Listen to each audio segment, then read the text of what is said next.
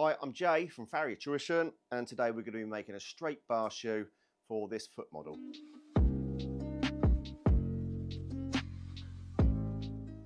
So first of all, we want to measure our foot, the width and the length, and what I like to do is work out what I would cut for a normal shoe. So I've got a width and length, I'd have 2 inches, but measure the bar. I also like to measure from the middle of the frog to the buttress. So for this foot, I would cut 16.5 inches.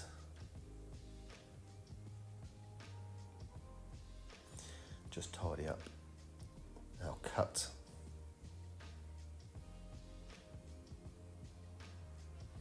Our measurement was 1.25 inches from the centre of the frog to the buttress, so I'm going to mark an extra inch. So that will be 2.25 inches from the end of the steel, and this is where I'm going to start my hockey stick. Same on both ends.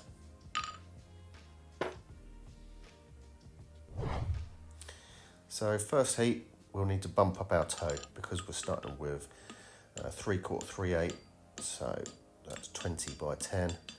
So we're going to have to increase the width of the section. So you can see each time I jump my toe, I'm just changing the angle of my tongs. So change the angle of my tongs there, turn it around and come at it from a different angle.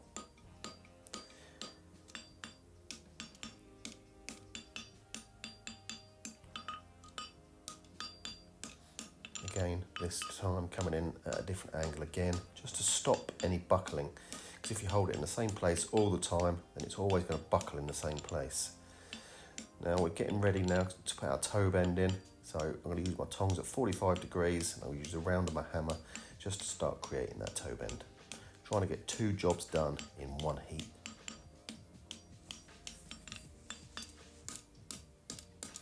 Once the radius is created, I'm just going to make the angle of my toe quarters correct for the foot shape. Always best to do this over the bic, much more accurate.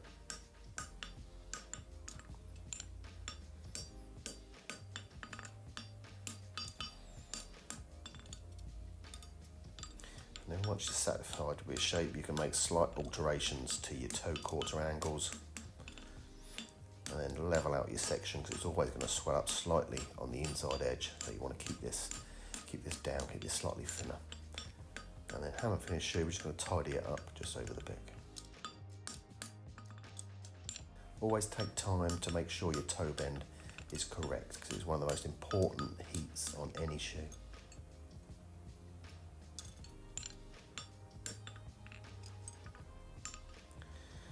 Now next heat we're going to have quite a long heat and quite hot because we have to do a lot in this heat. So first thing we're going to do is we're going to turn the bit for our hockey stick on our dot. I'm using right at the end of the bic there, and I'm altering the tongue angle. Now you can see I'm driving it back down into the anvil face at an angle, not 90 degrees. And you can see that gap has now been filled.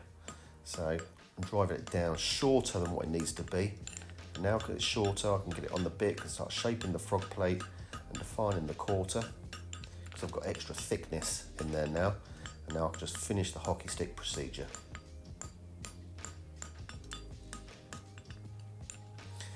Now I can localise where my quarters are and start turning my branch. Just dropping my tongue hand as we go. And we're just shaping the shoe to the radius of the back part of the foot from the quarters back to the heel.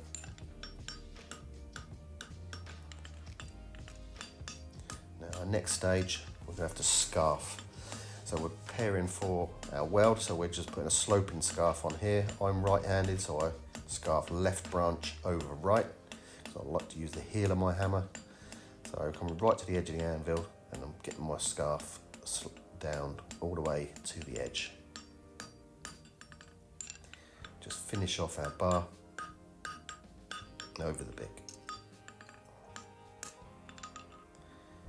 Our next branch, exactly the same. Nice long heat, have to work fast. So on the edge of the bic, now you can see my tongue hands drop and I'm creating that first angle. Now I'm working very fast and I'm driving the bit of steel down into the anvil, pulling it towards me as I go. You can see it's filled the gap already against the anvil face. Make any slight adjustments that you need to. If you're starting to fall away, and adjust the angle as you go. Start creating the frog plate. And then towards the end of your heat, you just finish off your hockey stick, creating that nice straight bar. Now what we're going to have to do differently on this branch is what we're going to have to do is scarf it before we turn our branch. So again, we just make a nice short scarf, sloping scarf on the edge of the anvil, so we can forge it all the way down to as thin as possible. And then again, we can localise our quarters and start turning our branch. Drop in the tongs and as we go.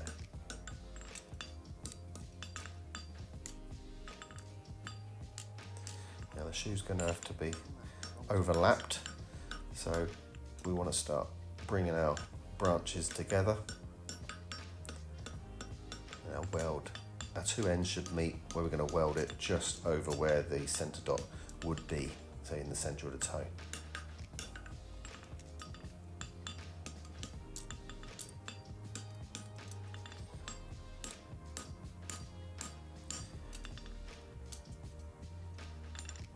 So just put everything where we need it before we start to weld it and spring those branches together. There's no point in trying to force the top one down. You know, we need to spring them together. Now I always like to take a bit of a setup heat, so I'm not welding now, I'm just pushing the scars down nice and tight, so I'm using the angle of the scarf on the bottom against the anvil face, and I'm just pushing those scars together so they're really, really nice and tight. And what I'm aiming for the thickest part of each scarf to be in line with the other thickest part of the other scarf. So we've got lots of material there that we can weld with.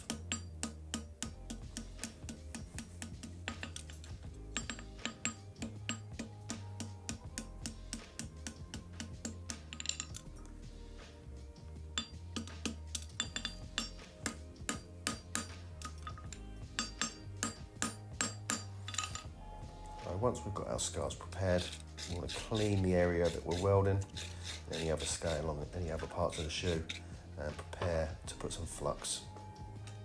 Now flux keeps our weld nice and clean, stops anything getting in there so it doesn't oxidise when we're trying to weld it. And we're going to go in for our first welding heat, first of 3. And our first heat is just chipping those scarves, and you can see I'm just using the heel of my hammer, first side, second side, and then back to the first side again, just on those scarves with the heel of my hammer. Not over the bick, because that will cause a shearing effect on the bick, and that's all I'm going to do in that first heat. So once it's clean, I can reapply my flux. So you can see I've just moved it off the anvil face to try and keep the flux from going on the anvil face and making it dirty and sticky. Now second heat, we're going to have to do a lot of work now. So we're going to do most of our forging in this heat. So the mass of our material in the middle, forge that to either side of the bar, and then over the bick we can forge our excess in. So I'm just not altering the side of the shoe, I'm just going from one side of the bick to the other. And now I've changed over to the other side. And I'm just starting to forge my frog plate into the middle, make sure that's welded at the tip.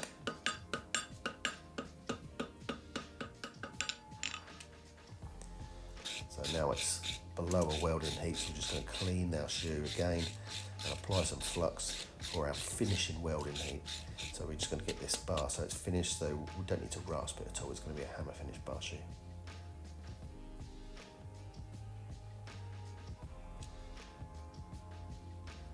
What we're looking for in the fire is for the flux to go nice and liquidy and glassy. So just need the smoke coming off it, so we're just going to finish this weld at that heat. See the flux working and smoking away there. And I'm just going to start working on those edges. This is a real tidying up heat, so I'm making everything neat, tidy. Again, opposite side of the bar, just working on those edges, leaning the shoe over slightly, and now just finishing the frog plate by using the bick to forge the tips of the frog plate together.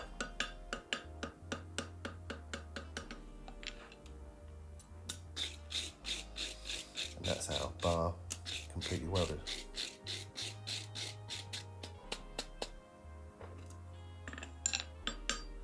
No need for any rasping, so we'll just tidy make sure it's nice and straight across the back. Our corners are sort of reasonably well defined.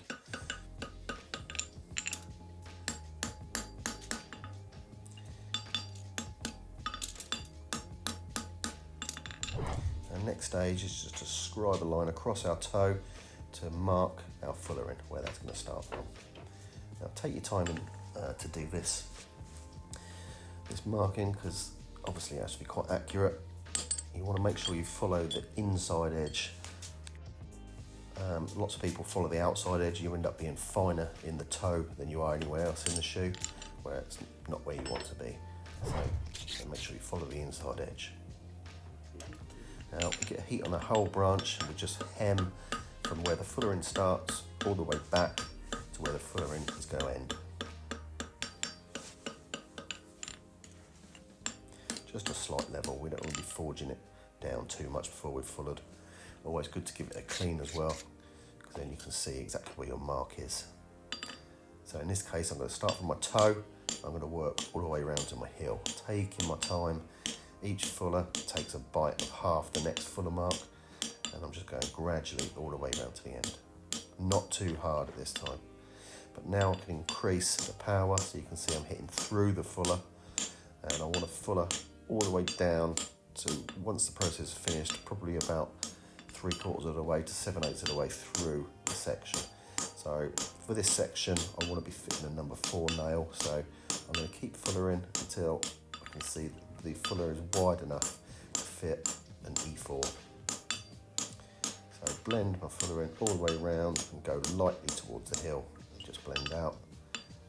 Make sure my full stop's nice and sharp, and get it fullered to where I want it.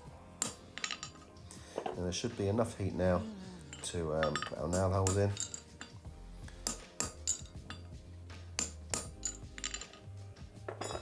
So a couple of hits with a stamp, and then through with the Pritchell. So it's a nice sort of dull orange, so it should be a nice crisp nail hole.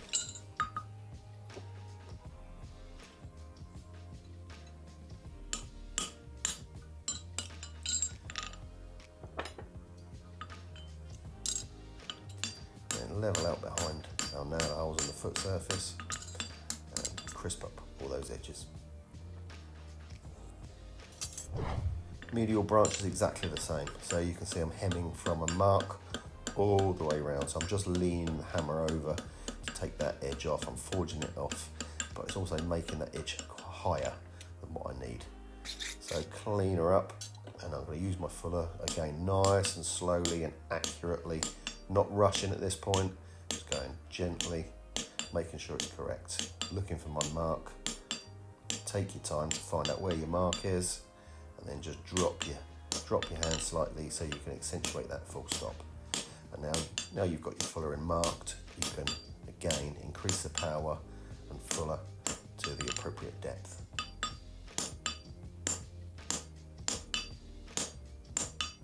Just walk in the fuller all the way around to the toe. When we get to the toe, just drop our hands and accentuate that full stop.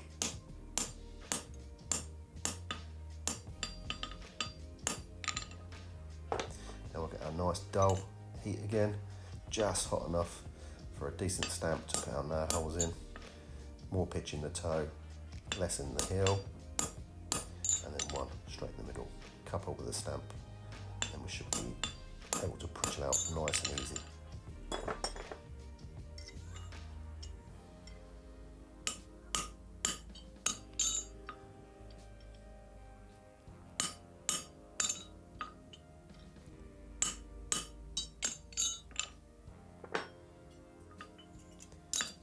Want a gentle level on our foot surface, and then onto the bick just to take those edges. So I'm leaning it over, working one edge on the hammer, the bick's working the other edge. All the way from toe to heel. Clean the anvil, clean the shoe, and then we can give it a good flat and a good coining just to give it that nice finish that we want. So we don't need to rasp anything.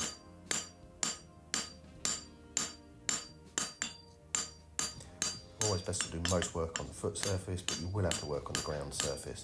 just to make sure everything's flat and level.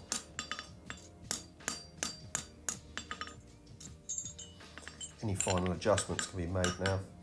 You should be getting close to where you need. So we'll call her out and have a look on the foot.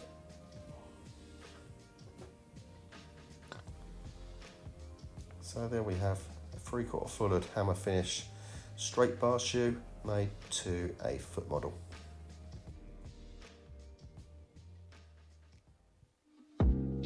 Thanks for watching, and we'll see you in the next video.